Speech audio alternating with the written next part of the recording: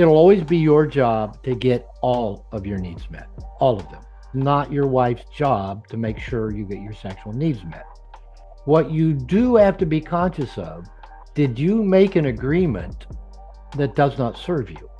Did you agree that you will only have sex and seek your getting your sexual needs met from a woman who isn't available to help you get your sexual needs met? Now, in my book, that's not actually monogamy, because monogamy implies availability. So if you and your wife have this agreement, we'll only have all of our sexual energy with each other. That's great. But your partner says, I don't have any sexual energy to share with you. And you're going, well, how do I get my sexual desires met? You and your wife are going to have to get real. All right, what are our options?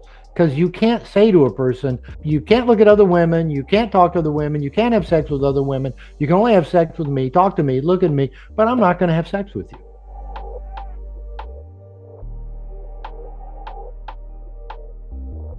Aspiration number 11 in the Aspirations of the Integrated Man series that I've been teaching for a few weeks, and it's going to go on for a few more weeks. And aspiration number 11 is I aspire to make my needs a priority and surround myself with people who want to help me meet them. That is my needs. Now, as I sat down and started working on my outline of what I want to share with you guys on the call, it just really got, like most of the lessons in the aspiration series, try to do it in 15 minutes. It's like, I can't do it. This is so important. I'm breaking it up into two lessons. So not only this is going to be part one, and you guys on the alpha call are going to get part two, like in 4 weeks from now, because we have some other calls coming up in between. But it's that important, this idea of making our needs met. So let's talk about needs. I posted on the timeline this morning. Anybody ever been told by a woman, you're too needy? Maybe your mother was the first woman that told you that. You're too, through her behavior, she communicated, you're too needy. Or has a woman ever said to you, your neediness is creepy? Well, neediness from a man, when we project it onto women, we want to hook up an emotional hose, physical hold, sex. It can be creepy. Neediness, that is. Do you work to hide your needs and wants? Do you try to never be a moment's problem to anyone? That's me. Since childhood, have you tried to be that needless and wantless? Maybe believed everybody else's needs were more important than yours. That's what I believed in my family. Everybody else's needs are more important than mine. And if everybody else's needs get met, then maybe my needs can get met. Now, I see that it's such a strong pattern in nice guys. I know I'm not the only one. Nice guys just have this whole kind of lone wolf mindset, often don't have many friends, don't have many guy friends, no real support systems. And as a result, we do feel needy in general, and especially around women, because we think women are the answer to this sense of emptiness that we have. Maybe we just feel vulnerable around people in general. I can't let people see me. I can't let people know I have wants and needs. Oh, if I have needs and wants, if I make them a priority, that makes me selfish. God will strike me down. People will punish me or leave me if I am obvious about my needs and wants.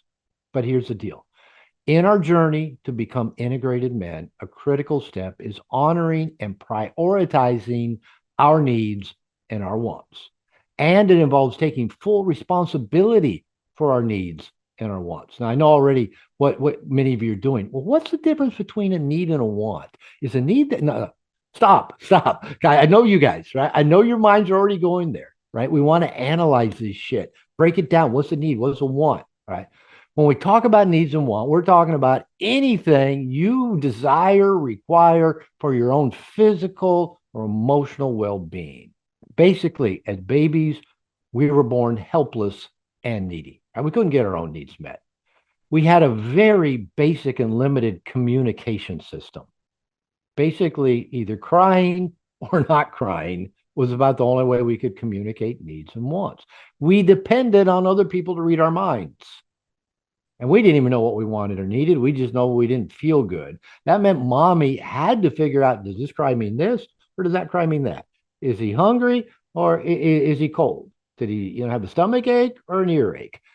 That required a lot of testing and paying attention and mind reading. And sometimes our communication just couldn't get the message across. And sometimes our caregivers didn't fucking pay attention, right? They didn't know. They didn't figure out what we need and wanted. So that became a pattern in our life. Now, as adults, no one else on this earth is responsible for you getting your needs and wants met. That was your parents' jobs for about, I don't know, 16, 17, 18, 20 years. It's your job now. We can't wait for other people to read our minds. And it's a basic tenet of adult maturity that we take full responsibility for getting our needs met and surrounding ourselves with people, professionals, practices, other resources to fill our bucket, to fill us up, to energize us, whether that's the need for enough sleep, enough to eat, enough to drink, for exercise, for love, for connection. This is all essential. And I think probably all of you already, if you've read No More Mr. Nice Guy, you already tuned in. Here's the three key points. Nice guys often feel toxic shame for having needs and wants. We feel like we're bad people. We're evil. We're going to get in trouble for having needs or wants. Number two, nice guys give to get. You guys didn't know that, did you? We use covert contracts. If I do this, then I'll get this. And we're going to come back to all of these in a little bit more detail. Number three, nice guys in general are terrible receivers. That's one of the reasons why we don't get a lot of our needs met. We actually think we're bad, we're evil, we're sinful if we are receiving, if people are giving to us. All right, let's go back to number one. Nice guys often feel toxic shame for having needs and wants. We hide our needs and wants because we think we're bad. We're going to get in trouble. My second wife, I used to tell her, the surest way to guarantee I don't get my needs met from you is to actually ask you clearly for what I want. Whenever I'd ask her clearly for something, that increased the odds of getting rejected by her. To this day, I still haven't figured out why that was. If I just asked for something clearly, she'd go ballistic. Right. Well, I kind of reinforced, well, okay, don't ask, right? Or be really covert about it. We'll get to that in a minute. So in general, for whatever reason, mostly childhood stuff, we nice guys have a hard time expressing our needs and wants. We believe other people's needs are more important than our own. As I said, this typically began in childhood. Think back for a minute.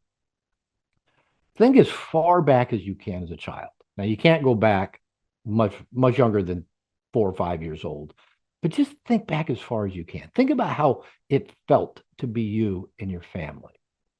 Did it seem like other people's needs were more important than your own? Was somebody in particular, dad, an older sibling, a younger sibling, mom? They just weren't handling things well. They needed extra focus, attention, energy. They were more important than you. You could get by okay.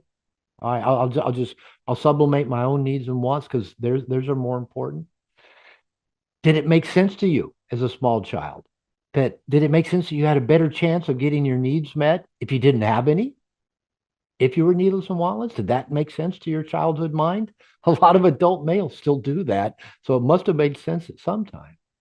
Did it make sense that if you sacrificed your needs and took care of everybody else, then they would be okay, and that would increase the likelihood then maybe something would flow back to you? Did that make sense when you were a kid? I did all of this stuff. Right? Now, because of those internalized self-beliefs, as adults, we have shame about getting our needs met. We hide them. We live in fear of getting shamed or rejected for having needs. And believe it or not, this is what makes us needy. Now, we all have needs. Everybody has needs. And asking people and taking responsibility for getting your needs met is not the same as neediness.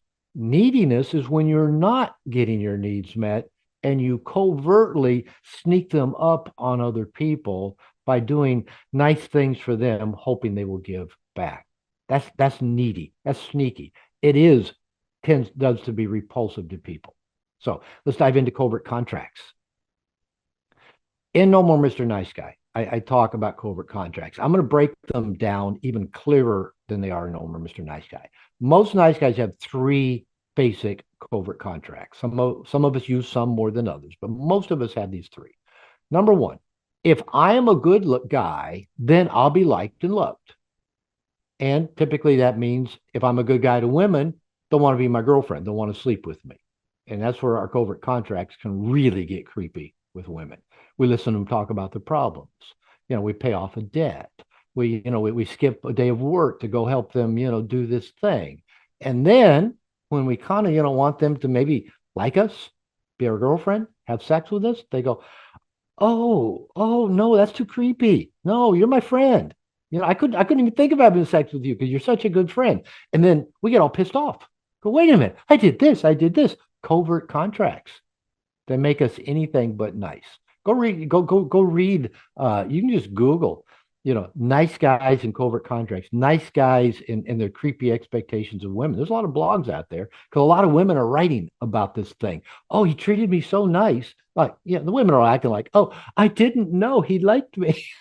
I don't buy that either. But it was on the guys for being so indirect. And I've done this. I call it nice guy seduction.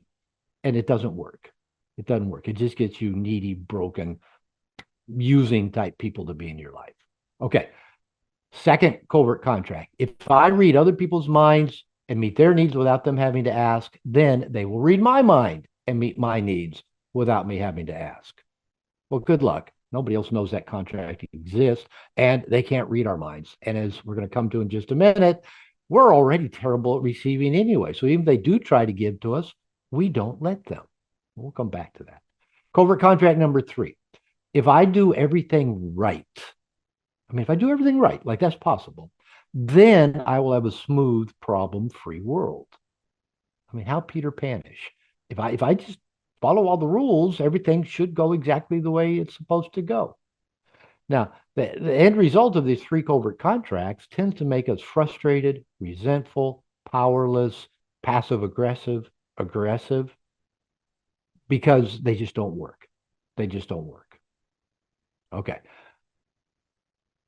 When I was married, I'm going to just hit this real quick. When I was married to my second wife and began working on my nice guy issues, I went on a 1-year moratorium. I was in a men's group. I was in couples therapy with my wife. A 1-year moratorium where I could not give to anybody else. No gifts, no surprises, no, let me do this for you. And every time I had the impulse to give to somebody else, I had to give to me. Oh man, that was a big growth process for me in my recovery from nice guy syndrome. Not only could I not give to anybody else, I had to give to me when I had the impulse. And so this is a big part of our nice guy recovery. Making your needs a priority, you giving to you, and you surrounding yourself with people who want to help you get your needs met. And we're going to talk more about that in part 2 of the lesson. Okay, part 3. Nice guys are terrible receivers. Like I said, most of us have that same inner debate that I had with Bill O'Reilly. God's going to strike me down if people give to me. And have you ever noticed when people do try to do things for you, no, I'm okay. No, it's all right. No, I got it. No, don't worry. No problem. You guys do that? I'm not the only one that does that, right? I know I've shared stories like my wife loves to do things. She's just a very helping, generous person. And she'll say, can I do that for you? Can I get that for you? Would you like a back rub? Would you like a massage today? And I'm always, no, I'm okay. No, I'm good. No, I can do it myself. And I'm going, what the fuck? My wife wants to give to me. It gives her pleasure. It connects her to me, but I'm so self-sufficient, even though she calls me Dr. Control. Actually, she calls me Mr. Control, and I always correct her. No, that's Dr. Control. She just wants to help and give to me. No, I'm good. I'm all right. No, don't worry. I've had to consciously say, yes, you can get me a water. Yes, you can serve me this. Yes, you can go to the kitchen and get a fork for me. No, I can get my own fork, right? That'll make me an asshole if I let my wife go get a fork for me, right? No, she wants to go get the fork for me. Who am I to rob her of that pleasure?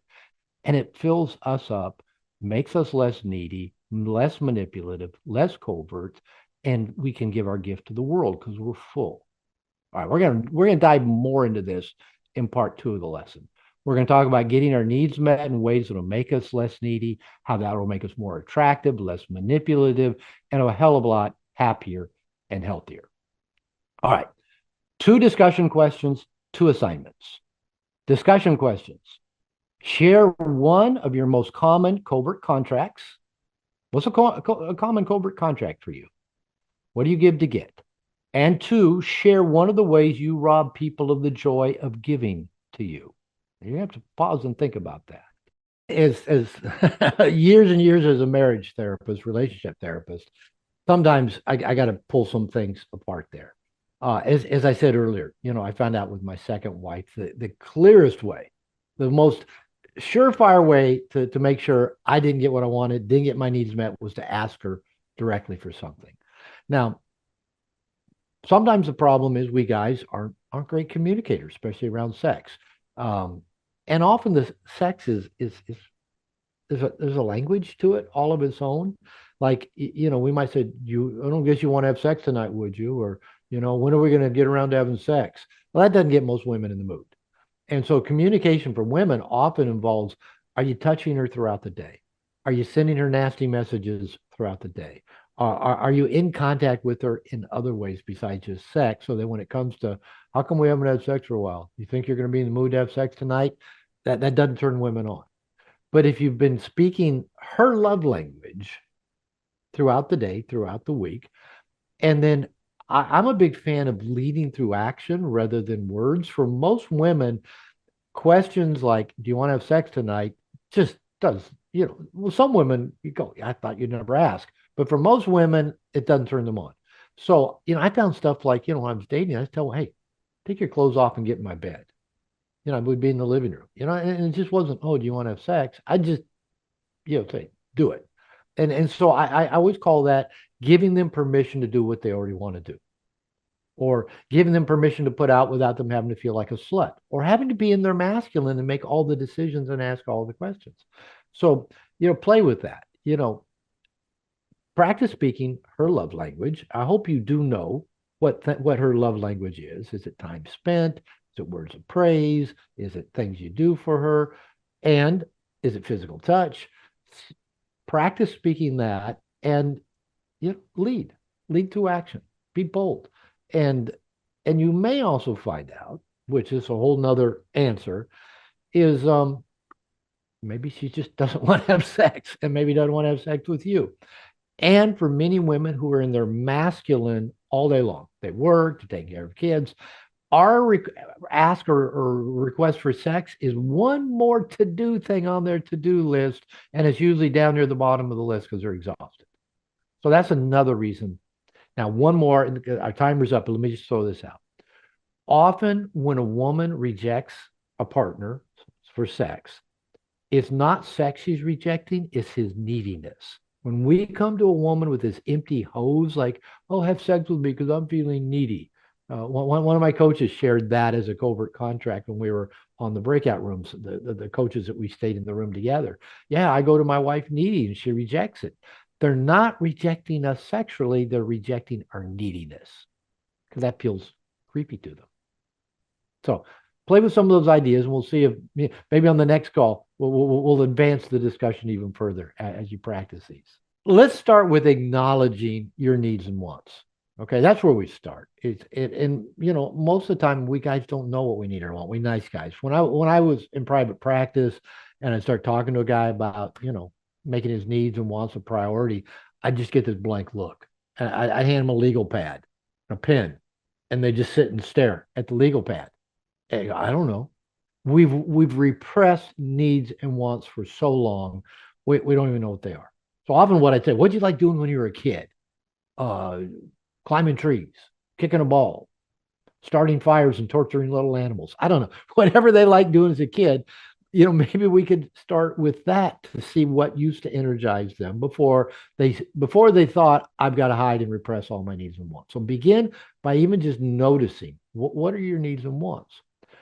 Then another part is surrounding yourself with people who are really okay with wanting to help you meet your needs and wants. That's one of the things I really had to learn.